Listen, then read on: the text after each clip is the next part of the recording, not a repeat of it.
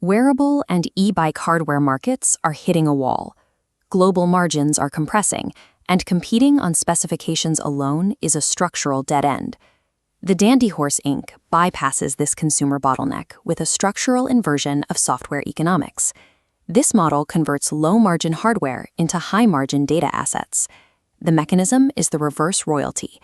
Rather than charging hardware makers a software licensing fee, the VIDAT platform pays the manufacturer.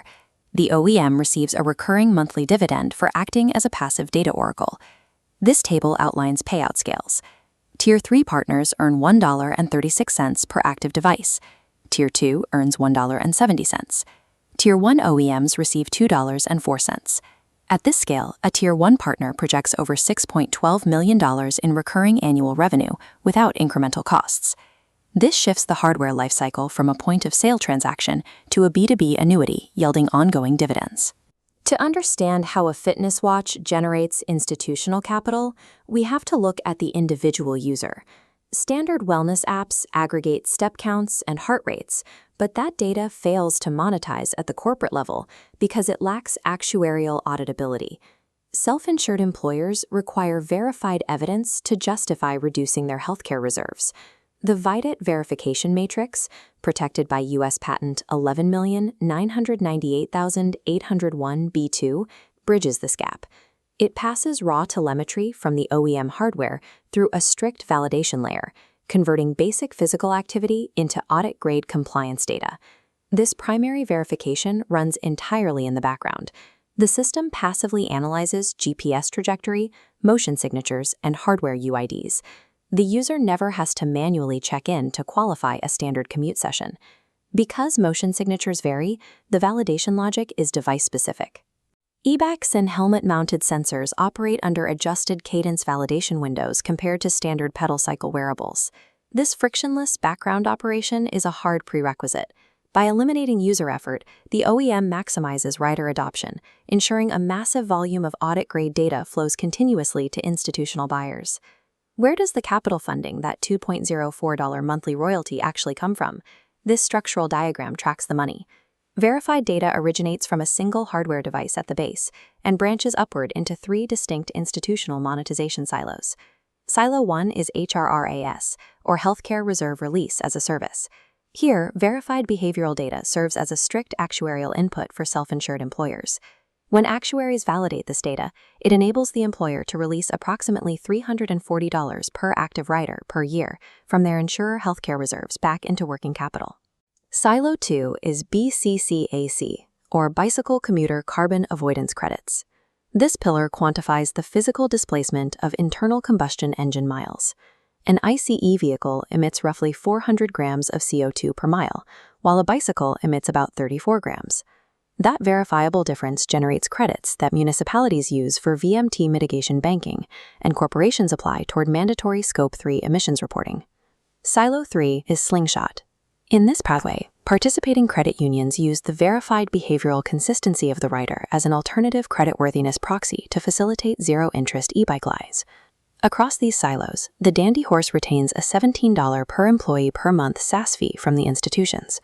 The OEM partner is paid a direct 8 to 12% share of that retained value. Hardware valuation shifts from physical components to compliance utility. The device generates revenue by satisfying the specific reporting requirements of corporate and municipal markets. Integrating the VIDAT API into a smartwatch is the first step, but it does not trigger a royalty check on its own. The reverse royalty is governed by an activation stack.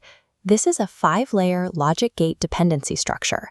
All 5 conditions must be met simultaneously for revenue to flow to the OEM. Condition 1. An active employer deployment must be in place. Without a corporate buyer, the verified data has no downstream financial beneficiary. Condition 2. The individual rider must hit a strict behavioral threshold, completing a minimum of 16 verified commute sessions within a trailing 30-day period. Devices used sporadically generate zero royalty revenue for the hardware partner. Condition 3. At least one of the 3 institutional monetization pathways, HRRAS, BCCAC, or SlingShot, must be fully contracted and operational. Condition 4. The incoming data must pass rigorous VIDAT validation thresholds.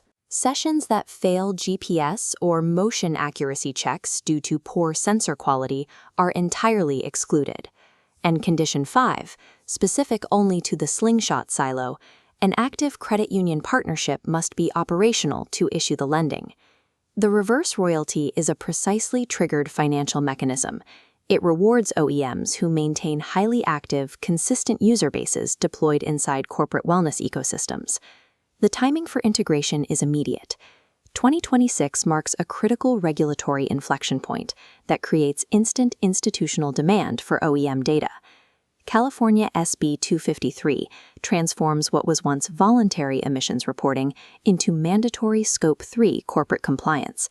Simultaneously, the SEC climate disclosure rules stipulate that material climate-related expenditures are now reportable. Employers are legally required to provide exact, verifiable data. This forces a functional shift for the hardware. When enrolled in the reverse royalty program, a consumer fitness tracker operates as vital compliance infrastructure from day one. Corporations are legislatively mandated to acquire this data.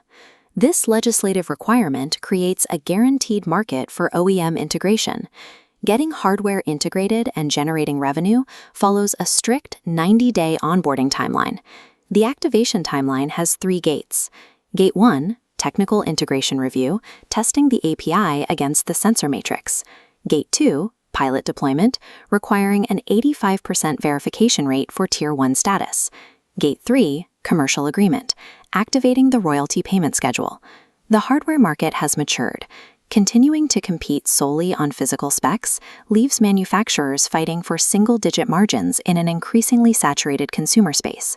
By participating in this structural inversion, those same manufacturers extract recurring B2B capital from devices they have already manufactured and sold.